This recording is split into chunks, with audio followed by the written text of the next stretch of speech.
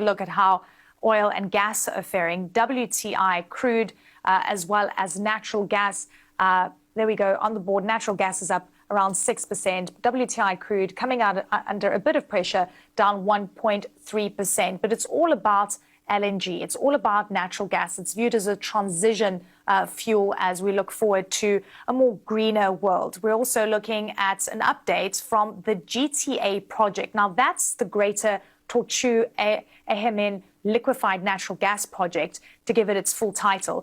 Now, it's off the coast of Mauritania as well as Senegal, operated by BP, and that's in partnership with Cosmos Energy.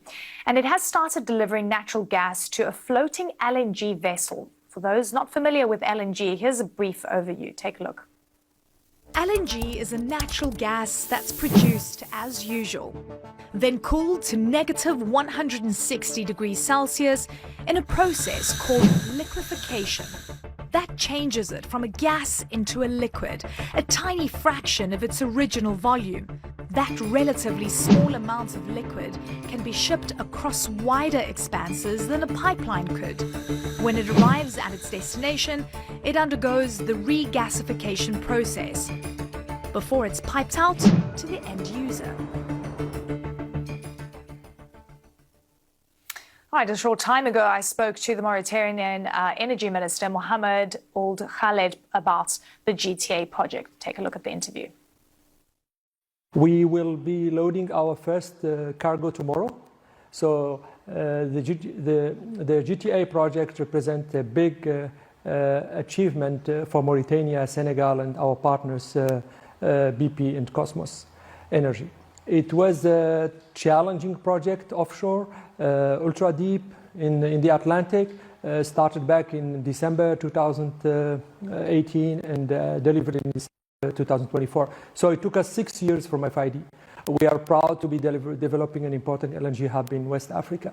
The close cooperation between Mauritania, Senegal, BP and Cosmos made it possible to achieve this milestone. So let me ask you this. Where are you exporting to right now, Minister? Tell me where this LNG is going to be exported to.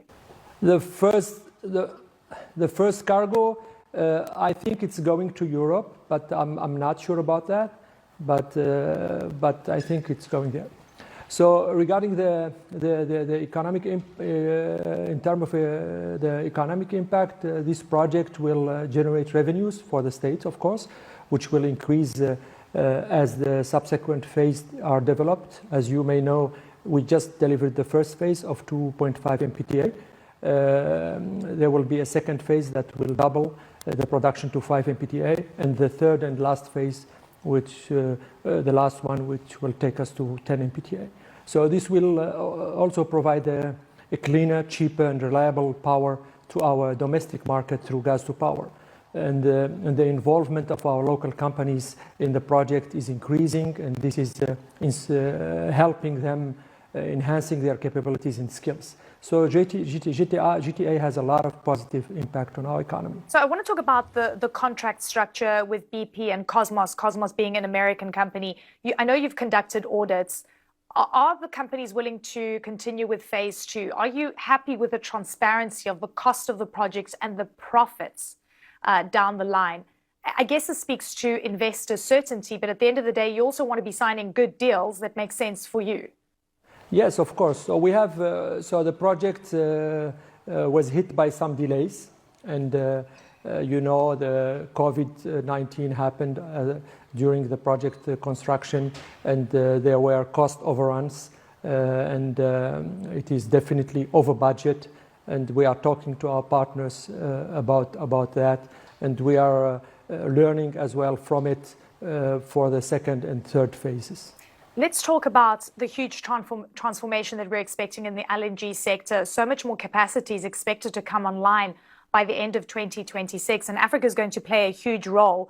Frankly, it only accounts for around 6% of global gas supply. That is going to be increasing. But with the prospect of potential peace deal between Russia and Ukraine, what are you guys looking at in terms of supply demand? And who are going to be your big buyers? Is it Europe that's still dealing with an energy crunch? Is it the United States with President Trump saying they're looking to drill more, so they want a lot more exploration? How are you weighing this up? So I think that our strategic position near the European market, we are just a couple days of sailing to Spain. And our the quality of our gas, which has very low carbon content, will allow us to play a role in the market. We have some interest as well from Asia, from the Asian market for GTA gas. So I think that the volume will not be a problem in giving our strategic position.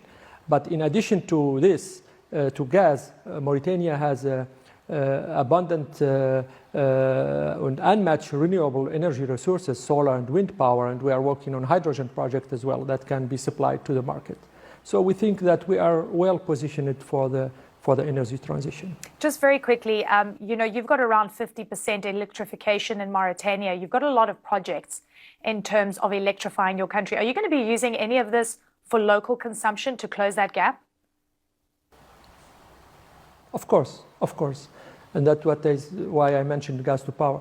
So we are committed to maximizing the value of our gas resources, not only GTA, which is the focus today, but as well the Biralla field, which has up to 80 TCF of natural gas reserve, where we are looking for partnership opportunities. Furthermore, we signed agreement for a couple hydrogen projects with a potential of 85 gigawatt of clean energy for the global market. We have developed the gas master plan with clean roadmap to revamp our infrastructure. We are working right now with the investor on a couple of projects, mainly in the power generation, gas to power and renewable. At the same time, we are looking to attract more investments.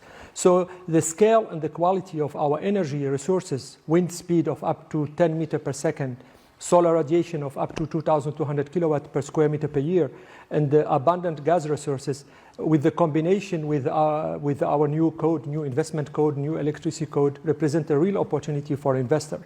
So actually, in Mauritania, there is energy everywhere you look. There is energy. All right, fantastic. Minister, I wish you all the best. Thank you so much for taking the time.